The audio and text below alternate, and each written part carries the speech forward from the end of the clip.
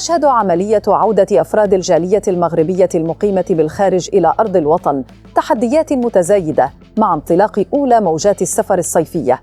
هذه الرحلات تواجه هذا العام ظروفاً استثنائية ترتبط بشكل مباشر بموجة حر شديدة تضرب عدداً من الدول الأوروبية، إلى جانب ازدحام كبير تشهده المحاور الطرقية المؤدية إلى الموانئ المغربية، مما يضاعف الجهد المبذول من قبل الأسر المسافرة.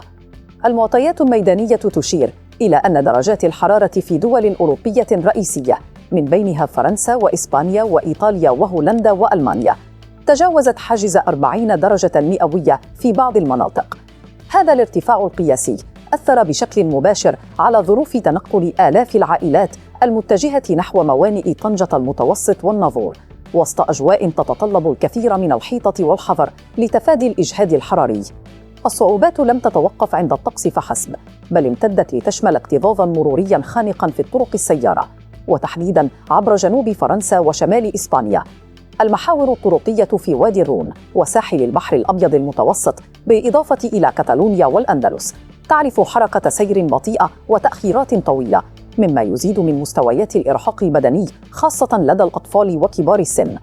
وفي ظل هذه التطورات قدمت الجهات المختصة خزمة من النصائح الضرورية لضمان سلامة المسافرين، حيث دعت السائقين إلى تجنب القيادة خلال ساعات الذروة وفترات الظهيرة، والاعتماد على السفر في الصباح الباكر أو فترات المساء. كما شددت الإرشادات على أهمية التوقف المنتظم للراحة والحرص الكامل على شرب كميات كافية من المياه لتفادي ضربات الشمس.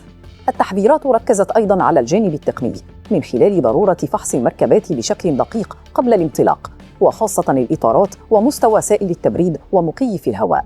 وتأتي هذه الخطوات الاستباقية لتفادي أي مفاجآت ناتجة عن التغيرات المناخية مثل العواصف الرعدية أو الرياح القوية التي قد تظهر فجأة، وهي تفاصيل هامة سنتطرق إلى أبعادها القانونية والتنظيمية في التحديثات القادمة.